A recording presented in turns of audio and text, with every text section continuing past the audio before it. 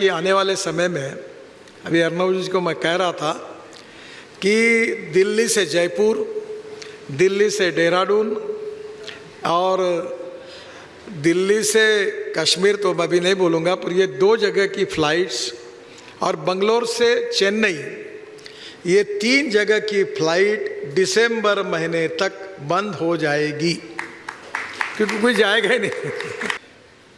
राष्ट्र सर्वोपरि, ये थीम मुझे बहुत पसंद हुई, क्योंकि हम लोग सब कहते हैं, जिन संस्कारों में पले हैं उसमें हम बचपन से एक गीत दोहराते थे, हम 2-4 रहे न रहे, तेरा वैभव अमर रहे माँ। यानी राष्ट्र की सर्वांगीण उन्नति और विकास के लिए हम समर्पित भाव से काम करेंगे, यही भाव हमारे सबके मन में है। और मैं यही मानता हूँ कि यही हमारी सबसे बड़ी शक्ति है, और हमारे देश को हम माता के बराबर मानते हैं। और इसलिए रिपब्लिक टीवी को मैं अभिनंदन करूँगा, धन्यवाद दूंगा कि हमारी राष्ट्रवाद की सोच का राष्ट्र सर्वोपरि इस थीम को उन्होंने चुना है 2023, और इसलिए मैं उनको बहुत बहुत शुभकामनाएं और शुभेच्छाएं देता हूँ। देखिए,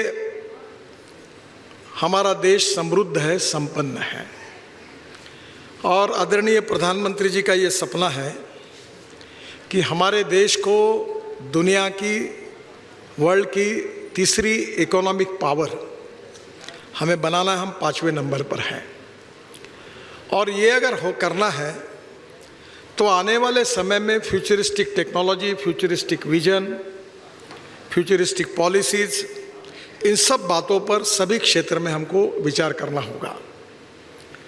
मैं बहुत बार एक बात याद रखता हूँ कि you can donate I but you can not donate vision.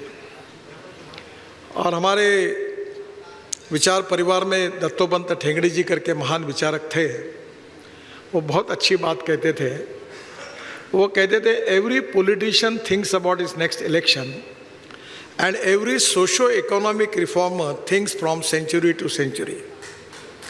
तो मुझे लगता है कि बहुत अच्छी थीम है ये, और आने वाले 50 साल में ये देश कैसा होगा, इसका विजन क्या होगा, इसके ऊपर आपने कार्यक्रम रखा, इसलिए मुझे बहुत खुशी हुई। एक फिलोसोफर ने सही कहा है कि you can donate I but you can not donate vision. आंखें दान किए जा सकते हैं, पर दृष्टि दान नहीं की जा सकती।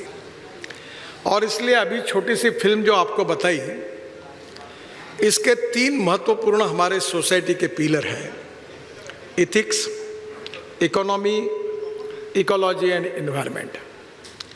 हमारा इतिहास, हमारी संस्कृति, हमारी विरासत, हमारे जीवन मूल्य, मूल्याधिष्ठित जीवन पद्धति, परिवार पद्धति हमारी ताकत है, शक्ति है। और पूरे विश्व में योग विज्ञान और आयुर्वेद से लेकर नेचुरोपैथी से लेकर आज हमारी संस्कृति, इतिहास और विरासत के प्रति आकर्षण है। हमारे देश की फैमिली सिस्टम आज भी दुनिया के आकर्षण का केंद्र है।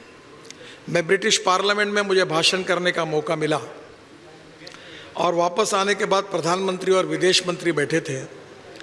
उनने मुझे पूछा कि आपके देश की सबसे बड़ी समस्या कौन सी है। तो मैंने उनको कहा कि हमारे देश की पॉपुलेशन बहुत ज़्यादा है और गरीबी और भूखमरी हमारी समस्या है। जब मैंने ये बात बताई तो मैंने उनको सवाल पूछा कि आपके देश की समस्या कौन सी है। तो उन्होंने जो बताया वो बहुत ही आश्चर्यकारक था। उन्होंने कहा कि हमारे देश में यंग लड़के और लड़कियां शादी नहीं करते, वो लिविंग रिलेशनशिप में रहते हैं, जिसके कारण हमारी सामाजिक व्यवस्था में बहुत अड़चनें पैदा हुई है। तो उन्होंने मुझे पूछा, आपके देश में ये समस्या नहीं है? तो आपका देश तो गरीब है, तो ये समस्या होगी। तो मैंने उनको कहा कि ये समस्या नहीं के बराबर है। तो उन्होंने मुझे पूछा, ये कैसा हुआ?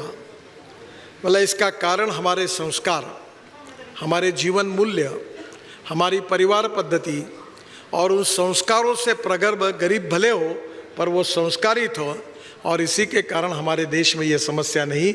यही हमारी सबसे बड़ी ताकत है, शक्ति है। हमने कभी विस्तारवादी भूमिका नहीं ली है। जैसे अभी G20 का कार्यक्रम हुआ तो वसुधैव कुटुंबकम, हम कभी नहीं कहते कि हमारा कल्याण हो, हम कहते हैं विश्व का कल्याण हो। और इसी भाव से आने वाले समय में हमारे राष्ट्र को अगले 50 साल में हम किस प्रकार से विकसित कर रहे हैं, इसका मैं थोड़ा संक्षिप्त में आपके सामने अपनी बात को रखूंगा।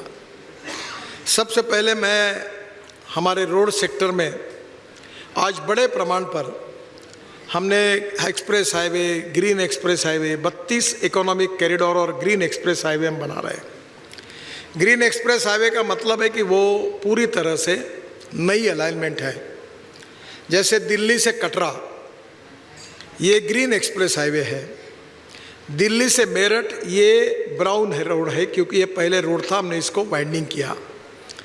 तो मैं आपको बताना चाहूँगा कि आने वाले समय में, अभी अर्नब जी को मैं कह रहा था कि दिल्ली से जयपुर, दिल्ली से देहरादून और दिल्ली से कश्मीर तो मैं अभी नहीं बोलूँगा, पर ये 2 जगह की फ़्लाइट्स और बंगलोर से चेन्नई, ये 3 जगह की फ़्लाइट दिसंबर महीने तक बंद हो जाएगी, क्योंकि कोई जाएगा ही नहीं क्योंकि दिल्ली से देहरादून जाने के लिए अब 2 घंटे में आप जा सकेंगे, और अगर आप एयरपोर्ट जाएंगे तो 1 घंटा पहले, घर से 1 घंटा जाने के लिए, वहाँ से जाने के लिए पौन घंटा और घर जाने के लिए 1 घंटा, तो 4 घंटे लगेंगे। हम आपको इस होटल से देहरादून 2 घंटे में पहुँचा देंगे, हरिद्वार को 1.5 घंटे में, चंडीगढ़ को 2.5 घंटे में, जयपुर को 2 घंटे में, कटरा को 4, अमृतसर को 4 घंटे में, कटरा को 6 घंटे में, श्रीनगर को 8 घंटे में, बेंगलोर से मैसूर अभी 1 घंटा 10 मिनट हो गया, दिल्ली से मेरठ 3.5 घंटे लगते थे, अब 45-50 मिनट में हो गया, और दिल्ली से मुंबई 12 घंटे में।